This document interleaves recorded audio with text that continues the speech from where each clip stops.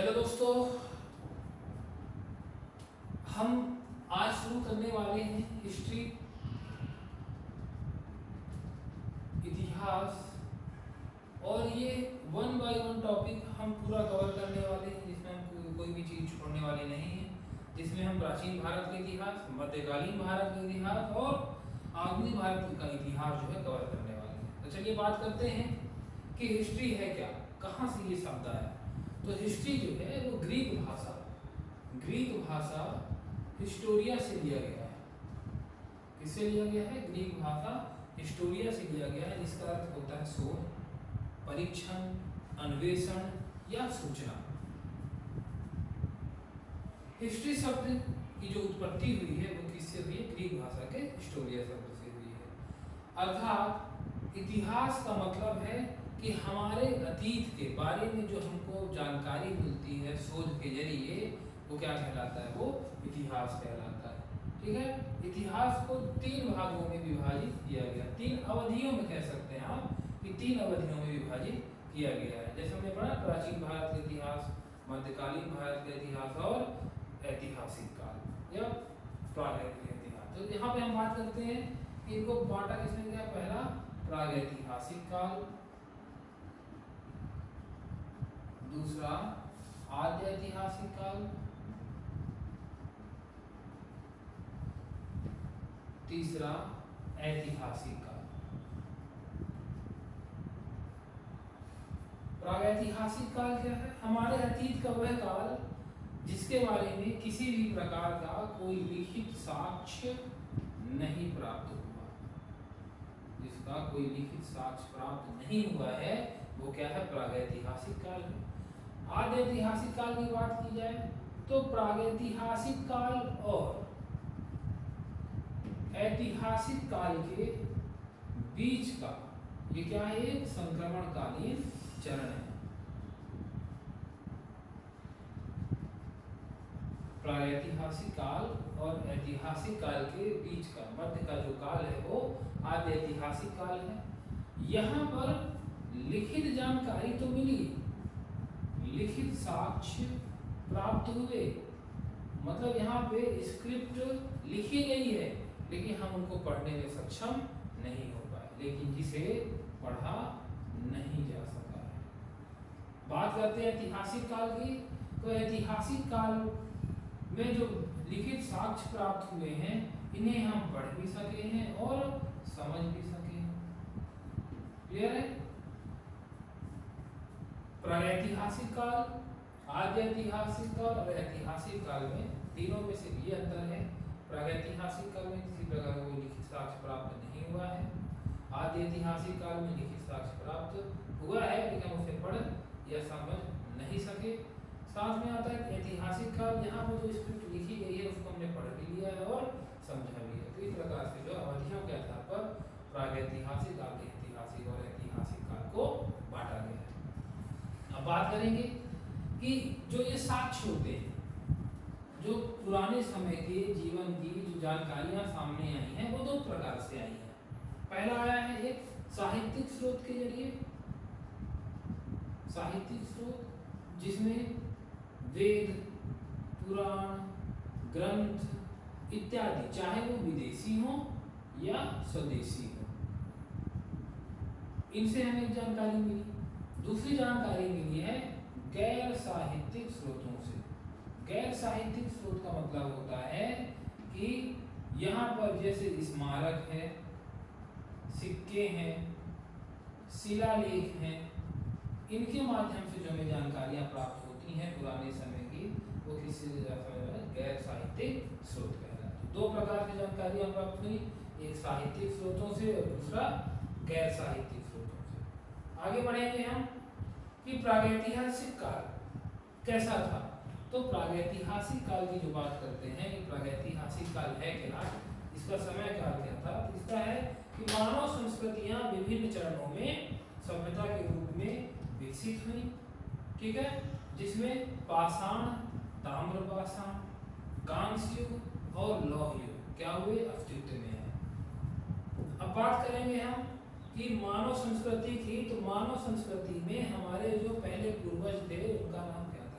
कौन सी प्रजाति से थे, कहाँ से शुरुआत होती है, तो ऑस्ट्रेलोपिथेकस मानव सभ्यता के पहले पूर्वज माने जाते हैं। क्या माने जाते हैं? मानव सभ्यता के पहले पूर्वज माने जाते हैं। इनकी जो जब वो अस्तित्व में आया तो लगभग 5 मिलियन वर्ष पूर्व ये ऑस्ट्रेलोपिथेकस जो है तो अस्तित्व में आते हैं। ऑस्ट्रेलोपिथेकस में लूसी नाम का जो जीवाश्म है, ऑस्ट्रेलोपिथेकस में लूसी नामक जो जीवाश्म है, याद रखिएगा कि लूसी नामक जीवाश्म, पहला जीवाश्म जो खोजा गया है ऑस्ट्रेलोपिथेकस का, वो कहाँ पाया गया है? तो अफ्रीका रॉक में इसकी खोज हुई। ऑस्ट्रेलोपिथेसीन जो पहला खोज हुआ है किस नाम का हुआ है? लूसी नामक। कहाँ पे खोजा गया है? तो अफ्रीका के अफ्रीकी रॉक में जो है इसको खोजा गया। आगे बात करेंगे हम कि इथियोपिया। अच्छा, ऑस्ट्रेलोपिथेकस के बाद में कौन आया? तो ऑस्ट्रेलोपिथेकस के बाद में आते हैं होमो हैबिलिस। कौन आते हैं ऑस्ट्रेलोपिथेकस के बाद में? Homo habilis. अब ये होमो हैबिलिस क्या है? तो जिस तरह से मानव सभ्यता के पहले जो हमारे पूर्वज हैं, मानव पूर्वज हैं, वो कौन रहे हैं? ऑस्ट्रेलोपिथेकस। ऑस्ट्रेलोपिथेकस के बाद में धीरे धीरे मानव सभ्यता में क्या हुआ? अपडेट हुआ। और ऑस्ट्रेलोपिथेकस के बाद में जिनमें और ज्यादा सुधार हुआ मानव सभ्यता में, वो कौन आए? वहां पे आए होमो हैबिलिस। होमो हैबिलिस का जो समय काल है लगभग 20 लाख वर्ष पूर्व माना जाता है। कितना माना जाता है? 20 लाख वर्ष पूर्व होमो हैबिलिस का ऐसा माना जाता है कि ये पृथ्वी में जो है अस्तित्व में आए हैं। क्लियर है? ऑस्ट्रेलोपिथेकस में लूसी नामक जो है जीवाश्म की खोज कहाँ की गई? अफ्रीकी रॉक में की गई। और उसके बाद में आते हैं होमो हैबिलिस, जिसका समय काल कितना माना गया है? 20 लाख वर्ष पूर्व जो है माना गया है। अब होमो हैबिलिस की बात करें तो इनकी खोज जो की गई है कहाँ की गई है? तो इथियोपिया के ओमो और तंजानिया के ओल्डुवई गॉर्ज में। कहाँ की गई है? तो इथियोपिया के ओमो और तंजानिया के ओल्डुवई गॉर्ज, जो इसके जीवाश्म जो पाए गए, कहाँ पाए गए? इथियोपिया के ओमो और तंजानिया के ओल्डुवई गॉर्ज में होमो हैबिलिस के जीवाश्म खोजे गए। आगे बढ़ते हैं। जो अगला चरण रहा है वो रहा है होमो इरेक्टस का। होमो हैबिलिस के बाद में जो अगला चरण मानव सभ्यता का रहा वो क्या था? होमो इरेक्टस। होमो इरेक्टस का जो समय काल है वो 1.5 मिलियन से 20,000 वर्ष पूर्व माना जाता है। कब से कब के बीच का माना जाता है? 1.5 मिलियन वर्ष पूर्व से 20,000 वर्ष पूर्व के बीच में होमो इरेक्टस का समय काल माना गया है। और ये इसके जीवाश्म कहाँ पाए गए? तो इसके जीवाश्म जो है तो अफ्रीका और एशिया दोनों जगह पाए गए हैं। होमो इरेक्टस के जीवाश्म कहाँ पाए गए हैं? होमो इरेक्टस के जीवाश्म अफ्रीका और एशिया दोनों जगह पाए गए हैं। होमो इरेक्टस के जो जीवाश्म हैं वो कहाँ कहाँ पाए गए? तो अफ्रीका और एशिया दोनों जगह पर पाए गए हैं। आगे बात करते हैं। अगला विकसित होने वाला जो मानव था होमो इरेक्टस के बाद में, अगला विकसित होने वाला जो मानव था वो कौन था? निएंडरथल और क्रोमेगनोन। कौन कौन मानव थे? होमो इरेक्टस के बाद में सबसे पहले आता है ऑस्ट्रेलोपिथेकस। ऑस्ट्रेलोपिथेकस के बाद में होमो हैबिलिस। होमो हैबिलिस के बाद में होमो इरेक्टस। होमो इरेक्टस के बाद में आता है निएंडरथल मानव और क्रोमेगनोन। ठीक है। और इनका जो समय काल है वो समय काल कहाँ से माना जाता है, वो होमो सेपियंस से जस्ट पहले का। तो निएंडरथल मानव और क्रो-मैग्नोन मानव जो है एक बहुत ही मानव सभ्यता में एक बहुत विकसित मानव थे। और इनके बाद में फिर आते हैं कौन, इनके बाद आते हैं होमो सेपियंस। और यही होमो सेपियंस हैं जिन्हें हम आधुनिक मानव, जो हम मानव हैं, जो हम सभी जो मनुष्य जाति हैं, वो किस प्रजाति से हैं, तो हम होमो सेपियंस हैं, जो लगभग 50,000 साल पहले, कितना 50,000 साल पहले मानव अस्तित्व में है।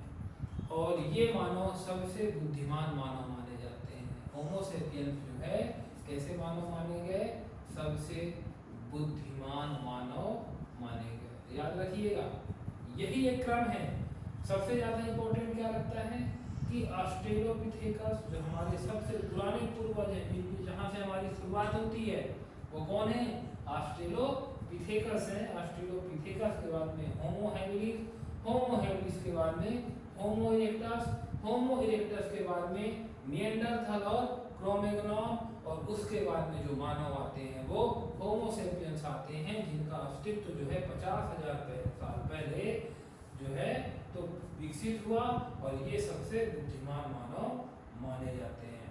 और आगे बात करते हैं कि प्रागैतिहासिक मानव, प्रागैतिहासिक मानव 1.67 वर्ष पूर्व, 1.67 मिलियन वर्ष पूर्व कहाँ आए, ये जो है बोरी, बोरी की गुफा, बोरी की गुफा कहाँ है, पुणे, पुणे के महाराष्ट्र, महाराष्ट्र में जो है जो पुणे है, बोरी की गुफाओं में 1.67 मिलियन वर्ष पहले प्रागैतिहासिक मानव विकसित होता है। और यही जानकारी प्राप्त होती है कि जो पहला प्रागैतिहासिक मानव था वो कहाँ पे आया, तो बोरी की गुफाओं में, जो कहाँ है, पुणे महाराष्ट्र में है। चलिए आगे बढ़ते हैं। अब बात करेंगे हम कि प्रागैतिहासिक काल में, ये पूर्व ऐतिहासिक काल कहलाएगा, कि प्रागैतिहासिक काल के कौन कौन से स्रोत हैं। तो प्रागैतिहासिक काल के जो स्रोत हैं उनमें उसको 3 भागों में बांटा गया। प्रागैतिहासिक काल को 3 भागों में बांटा गया है। कौन कौन से भागों में बांटा गया, चलो हम समझ लेते हैं।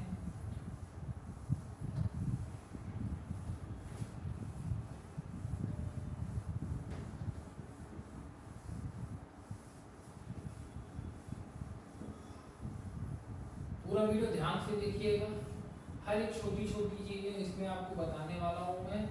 और पूरे वीडियो देखने से आपको एक चीज ये समझ में आएगा कि कहाँ पे कितना पढ़ना है, कितना छोड़ना है, ठीक है। तो चलिए प्रागैतिहासिक काल की हम बात करते हैं। तो प्रागैतिहासिक काल की जो जानकारियाँ जो मिलती हैं, तो ये जानकारी मिलती है कहाँ से, कि जो रॉबर्ट फ्रूट थे, रॉबर्ट ब्रूस फुटे, रॉबर्ट ब्रूस फुटे। तो रॉबर्ट ब्रूस फुटे के अनुसार ये पुरातत्व विभाग के, भारतीय पुरातत्व विभाग के जनक माने जाते हैं। जो भारतीय पुरातत्व सर्वेक्षण विभाग था उस समय, इसके जनक कौन माने जाते हैं, रॉबर्ट ब्रूस फुटे माने जाते हैं।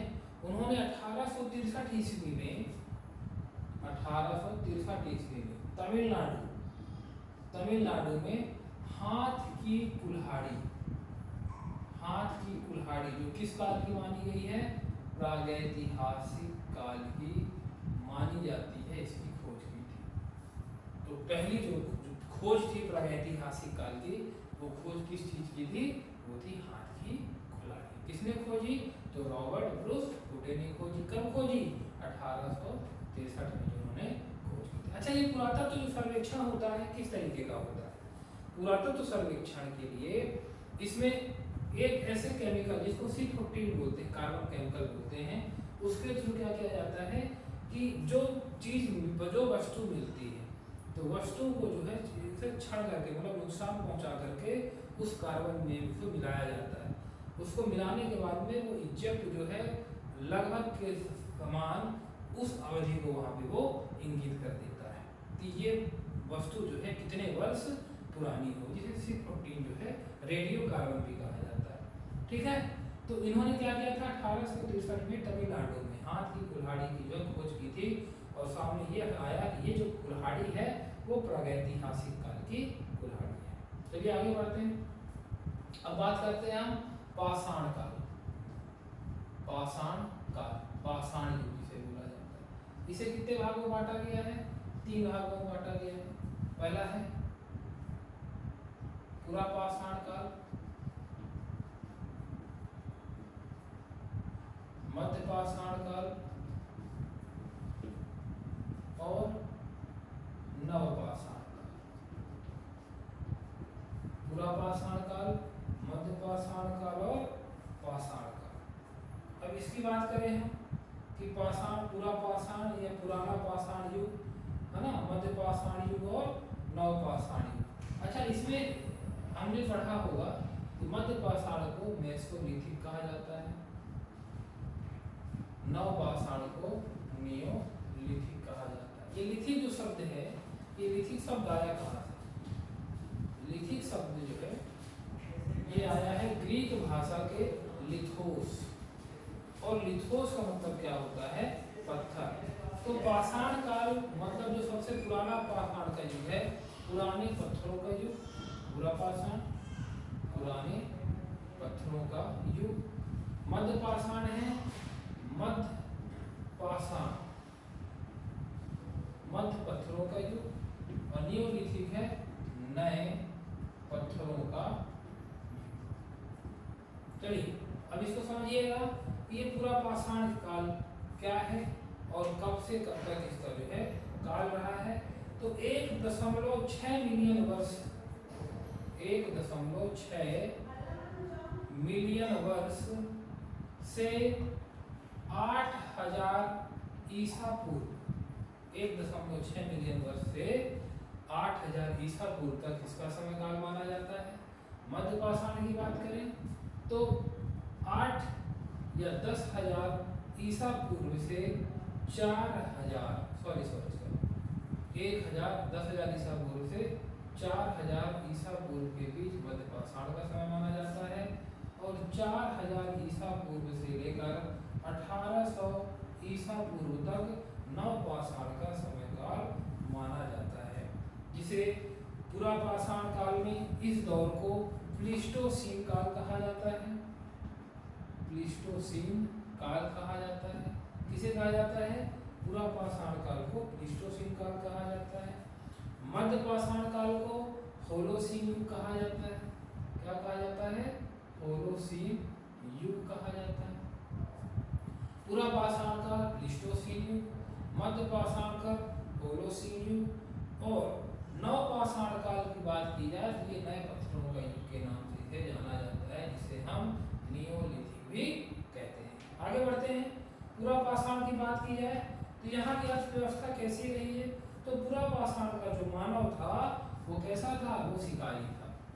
पुरा पाषाण का जो मानव था वो शिकारी था, मतलब शिकार करके वो क्या करता था? भोजन को संग्रह करता था। शिकार करके भोजन को संग्रह करता था।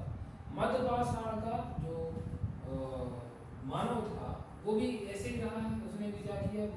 भोजन के लिए जो है तो उसने जानवरों का शिकार किया। अब थोड़ा सा अंतर से इतना आया है पुरा पाषाण और मध्य पाषाण में कि जो पुरा पाषाण के जो मानव था उसने जो औजारों की खोज की थी, औजार किससे बनाए गए? पत्थरों से बनाए गए।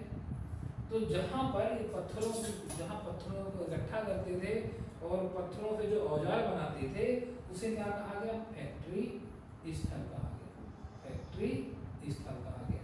लेकिन जो इनके औजार होते थे वो बड़े होते थे, मतलब कुल मिलाकर के जब ये शिकार करने जाते थे तो उनके पास अधिक दूरी तक मार करने के लिए जो है हथियार नहीं होते थे। कभी कभी ये खुद शिकार हो जाते थे, कभी कभी क्या वो हो ही जाते थे। क्योंकि होता क्या है कि यहाँ पे उतनी समझ विकसित नहीं हुई थी। वो शिकार के लिए बड़े औजारों का प्रयोग करते थे। बड़े औजारों का प्रयोग करने की वजह से इनको उठाने में, एक स्थान से दूसरे स्थान तक ले जाने में, दूर तक फेंकने में काफ़ी ज़्यादा इन्हें कठिनाई हुई। इस वजह से ये कई दिनों तक भूखे भी रहे और शिकार करने के लिए खुद भी शिकार बन गए। लेकिन जैसे ही समय बीतता है, समय बीतने के साथ में हम पहुंचते हैं कहाँ पर, मध्य पाषाण काल में। और मध्य पाषाण काल में पहुंचने के साथ ही यहाँ पे जो मानव सभ्यता था वो थोड़ा सा और विकसित हुआ और औजारों को उन्होंने छोटा बना दिया। जो बड़े औजार होते थे, बड़े औजारों को क्या किया, एकदम छोटा बना दिया। छोटा बनाने के साथ ही इन्होंने क्या किया, इन्होंने शिकार किया और यहाँ पर भी उन्होंने शिकार में भोजन संग्रह करना जारी रखा। अच्छा, एक बात और है, कई किताबों में ऐसा बताया जाता है कि आग की खोज पूरा पाषाण काल के अंत में होती है, लेकिन हम मानते हैं कि आग की खोज जो है मध्य पाषाण के अंत में होती है। लेकिन एक बात समस्या ये है, यहाँ पर इन्होंने आग जलाना तो सीख लिया, लेकिन उन्होंने आग जलाने के साथ साथ में जो है आग बुझाना नहीं सीख पाए। और आग बुझाने के कारण वो जहाँ पर भी आग लगाते थे तो पूरा का पूरा एरिया जो है वो जला करके नष्ट कर देते थे। समय बीतता है, आते हैं नवपाषाण काल की ओर। नवपाषाण काल का जो अर्थव्यवस्था और निर्वाह रहा है, यहाँ पर मानव ने जो है भोजन संग्रह और खाद्य उत्पादन दोनों करना सीख लिया। अर्थात यहाँ पे जो लोग थे, जो मानव था, उसने खेती की शुरुआत कर दी। और खेती की शुरुआत करने के बाद में जो पूरा पाषाण काल के समय पे जो मानव जीवन था वो घुमक्कड़ होता था। पूरा पाषाण में मानव जीवन घुमक्कड़ होता था, वो एक स्थान पे स्थिर नहीं रहते थे, वो एक स्थान से दूसरे स्थान में घूमते रहते थे। मध्य पाषाण में पहुंचते हैं तो मध्य पाषाण काल में जो है उन्होंने कृत्रिम रूप से घर बनाना सीख लिया। कृत्रिम रूप से घर बनाना उन्होंने मध्य पाषाण में सीख लिया, लेकिन पूरा पाषाण काल में उन्होंने घर नहीं बनाया। वो गुफाओं में, कंदराओं में, वृक्षों में, शैलाश्रयों में ही ये निवास करते थे। लेकिन जब हम पहुंचते हैं मध्य पाषाण में तो उन्होंने कृत्रिम रूप से झोपड़ी बनानी शुरू कर दी और वो घरों पे रहना जो है प्रारंभ कर देते हैं। अब आगे बढ़ते जब नवपाषाण पहुंचते हैं तो नवपाषाण में उन्होंने जो है बढ़िया सा एक अपना घर बनाना भी सीख लिया है, खेती करनी भी सीख ली। घुमक्कड़ जीवन जो होता था तो घुमक्कड़ जीवन उन्होंने बंद कर दिया, क्योंकि उन्होंने खेती करने की शुरुआत कर दी और इसी वजह से वो एक जगह पे स्थिर हो गए और बस्तियां बसाना शुरू कर दी। क्लियर है? तो इस तरह से पूरा पाषाण, मध्य पाषाण और नवपाषाण पहुंचते पहुंचते जो मानव जीवन है वो अत्यधिक विकसित कर चुका था। आगे बढ़ेंगे। पूरा पाषाण काल, तो पूरा पाषाण काल को जो है 3 भागों में बांटा गया है। पूरा पाषाण काल को 3 भागों में बांटा गया है। कौन कौन से भागों में बांटा गया है? तो पहला है निम्न पूरा पाषाण काल, नंबर 2 है मध्य पूरा पाषाण काल, नंबर 3 है उच्च पूरा पाषाण काल। पूरा पाषाण काल को 3 भागों में बांटा गया। निम्न पूरा पाषाण काल, मध्य पूरा पाषाण काल और उच्च पूरा पाषाण काल। निम्न पूरा पाषाण काल की हम बात करें तो इसका जो समय अवधि है वो है 1.6 मिलियन से 1 मिलियन, 1.6 मिलियन से 1 मिलियन वर्ष पूर्व। मध्य पूरा पाषाण की बात करें तो 1 मिलियन से 40,000 ईसा पूर्व। उच्च पूरा पाषाण काल की बात करें तो 40,000 से 8,000 ईसा पूर्व इसका समय काल माना जाता है। चलिए ठीक है, आज हमने इतनी सारी चीजें कवर की हैं। अब नेक्स्ट लेक्चर में मैं आपको बताऊंगा ये निम्न पूरा पाषाण काल क्या है, मध्य पूरा पाषाण काल क्या है, उच्च पूरा पाषाण काल क्या है। फिर हम बात करेंगे आगे जाकर के ये कांस्य युग, तांबे का युग और लौह युग कब आया, किस तरह से चीजें हुई हैं, और उसके साथ हम इसका जो है इतिहास का पहला चैप्टर समाप्त करेंगे। तो मिलते हैं अगली वीडियो में।